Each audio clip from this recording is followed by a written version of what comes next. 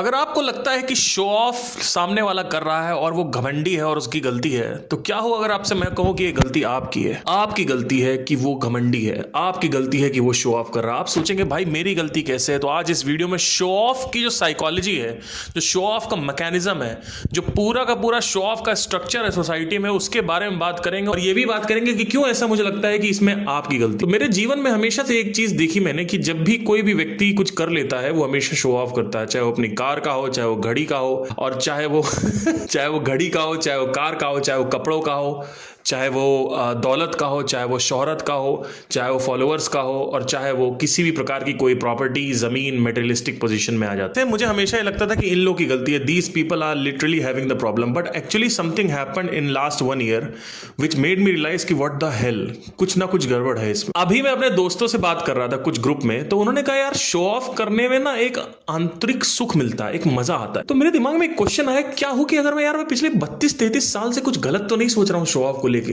तो इसको मैं कहानी से बताऊंगा कैसे होता है। तो मान लीजिए सुजीत नाम का व्यक्ति है, वो पैदा होता है। जैसे वो पैदा होता है उसका बाप उसको उठा के कहता है कि लड़का इंजीनियर बनेगा, डॉक्टर बनेगा।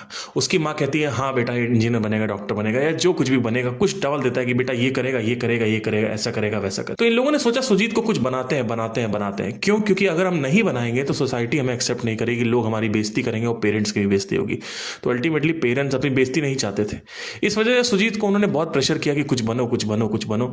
और 14 साल तक तो ठीक था, वहां तक कंपटीशन होता था कि मेरा लड़का पियानो बजा लेता है, मेरा लड़का वायलिन बजा लेता है, मेरा लड़का फुटबॉल खेल लेता है, देखो मेरा लड़का क्रिकेट खेल लेता है, स्टेट चैंपियन चला गया। यहां तक तो ठीक था। लेकिन जब आप 20-25 साल के ऊपर चले जाते हो और आप कहते हो देखो मैं पियानो बजा रहा हूं, तो कहेंगे अरे पियानो बजा रहा हूं, पैसा कितना कमाते हो? 28-30 साल की उम्र में अगर आप कहोगे मैं क्रिकेट खेल रहा हूं, लेकिन यही चीज अगर आप 14-13 साल 12 साल में आएंगे तो वहां पे वो को नाज में बोलते हैं। ये चीज मेरे साथ भी हुई। शुरू में मेरे घर वाले बोलते थे क्या गाना गाता है, देखो मेरा पार्थ कितना अच्छा गाना गाता है, मेरा पार्थ इतना अच्छा पियानो बजाता है, मेरा पार्थ ये, मेरा पार्थ वो। 28 साल की उम्र हुई, पैसे थे नहीं, लोगों ने कहा क्या करता हूं? मैंने गाना गाता हूं। कहने गाना गाते? अरे गाना गा रहे हो, पैसे क्या है? तो वो जो टॉय है वो सिंगिंग, पियानो, कोई एक्टिविटी, कोई हॉबी से बढ़ के पैसे पे आ जाता है। और बचपन में भी अगर आप देखेंगे हॉबी इसी वजह से होती है क्योंकि कहीं ना कहीं अपने बच्चे को बेहतर साबित करना चाहते हैं। अहम को एक ठुकराव मिलता है, अहम को एक मजा आता है, अपने ईगो को एक बूस्ट मिलती है कि देख मेरा बच्चा ही। तो सुजीत के साथ भी यही हुआ। सुजीत ने कहा कि यार एक काम करते हैं, कुछ करते हैं। उसने चेष्टा करी, उसने कोशिश करी, लेकिन 4-5 साल बीत गए। सुजीत 30 साल का हो गया, वो कुछ कर नहीं पाया। और उसकी गर्लफ्रेंड उसको छोड़ के चली जाती है, कहती है कि मेरे पापा नहीं मानेंगे, हमारी कास्ट नहीं मिल रही है, जबकि रीजन कुछ और था। सुजीत बहुत परेशान हो जाता है। सुजीत के बाबा उसको इंसल्ट करते, सुजीत के घर वाले उसको इंसल्ट करते हैं, सुजीत के दोस्त उसको इंसल्ट करते हैं, सुजीत की पत्नी उसको इंसल्ट करती है, क्योंकि सुजीत के चाचा का लड़का IIM क्रॉस कर चुका है और ये यहीं पे है। सुजीत कॉल सेंटर में भी नहीं लग रही जॉब उसकी, और उसका लड़का IIM अहमदाबाद IIT क्रॉस कर चुका है। चाचा का लड़का, मामा का लड़का, उससे कंपेयर किया जाता है। एंड फाइनली सुजीत अपने घुटने देख देता है। एक दिन बारिश हो रही होती है और व्यक्ति सामने से कार लेके निकलता है अपनी ऑडी में, और सुजीत दौड़ते हुए, एकदम से पता नहीं इसके अंदर क्या आता है, वो दौड़ते हुए उस कार की तरफ जाता है और ऑडी वहां पे खड़ी होती है और उससे बस पूछता है आप क्या ऐसा कर रहे हो जिससे आपने ये सब किया है, मुझे प्लीज बता दो, मैं आपका गुलाम बनना चाहता हूं। तो कहता है मेरा गुलाम बनने की कोई आवश्यकता नहीं, मैं आपको बता देता हूं मैं क्या कर रहा हूं। वो एक बुक को बताता है, ये बुक है, और वो बुक उठाता है और उसको दे देता है फ्री में। कहता है इसको पढ़ो, इसी से होगा जो होगा। वो बुक पढ़ता है कंटिन्यूसली और 4-5-6 महीने तक वो बुक बार बार रिपीट करता पढ़ता है, उस बुक की चीज़ों, लिखी हुई चीज़ों को अप्लाई करता है, और फाइनली वो अमीर बन जाता है। वो इतना अमीर बन जाता है और फाइनली 3-4 साल के स्ट्रगल के बाद वो 34 की उम्र में अपने शहर का सबसे बड़ा करोड़पति बन जाता है। और वो करोड़पति बनने के बाद बैक टू बैक मोबाइल खरीदता है, बैक टू बैक कार खरीदता है, प्रॉपर्टीज खरीदता है, ऑडी, मर्सिडीज, BMW, एक से एक लड़कियों के साथ घूमता है। और जब भी वो किसी से मिलता है वो ये दिखाता है डायरेक्टली इनडायरेक्टली कि तुम छोटे हो, और सामने वाला कहता है कि आप शो ऑफ कर रहे हो कि यार ये कितना बड़ा शो ऑफ है यार। हाँ ठीक है, इसने मेहनत करी हो, कमाए, लेकिन साला घमंडी है 1 नंबर का।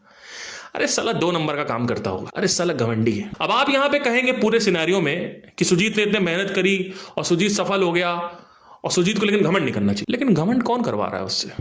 कभी आपने ध्यान से देखा है? घमंड आप करवा रहे हैं, घमंड तुम करवा रहे हो, तुम्हारा बाप करवाता है, तुम्हारी मां करवाती, समाज करवाता है। तुमने इतना टॉर्चर दे दिया एक इंसान को कि वो शो ऑफ मूड कहलाना ही नहीं चाहिए उसको, वो रिवेंज मोड में चला गया। एक व्यक्ति को इतना तुमने परेशान कर लिया, कंडीशन कर दिया कि व्यक्ति जब शो ऑफ कर रहा है तो तुमको लगता है घमंडी है। और यही सोसाइटी का पैराडॉक्स है। सोसाइटी जब बच्चा पैदा होता है तो कहती है तुम कुछ नहीं हो, तुम कुछ नहीं हो, तुम कुछ नहीं हो, तुम कुछ नहीं हो, तुम कुछ नहीं हो। इस शरीर के पीछे डीआर लगाओ, इस शरीर के पीछे ईआर लगाओ, बिजनेसमैन लगाओ। इस नाम को हमें ऑर्डिनरी नाम नहीं चाहिए, हमें डॉक्टर राहुल चाहिए, हमें इंजीनियर राहुल चाहिए, हमें करोड़पति राहुल चाहिए, हमें फलाना ये सेठ चाहिए, नहीं तो हम तुमको मानेंगे नहीं। और जब फाइनली आप हग मूत के लड़ लड़ा के कर लेते हो, कुछ आंखों से पानी बहा के, पेशाब करके, खून जला के कुछ कर लेते हो, तो आपको ये सोसाइटी कहती है आप घमंडी हो। क्यों नहीं करेगा वो घमंड? आप मुझे ये बताइए, क्यों नहीं करेगा वो व्यक्ति घमंड? ये बताइए। वो घमंड आप उससे करवा रहे हैं। एक्चुअली वो व्यक्ति घमंडी इसलिए है क्योंकि उसका बैकग्राउंड उससे घमंड करवा रहा है। और इसी वजह से मेरे दोस्त ने जब ये कहा ग्रुप में कि भाई घमंड शो ऑफ करने में थोड़ा सा ना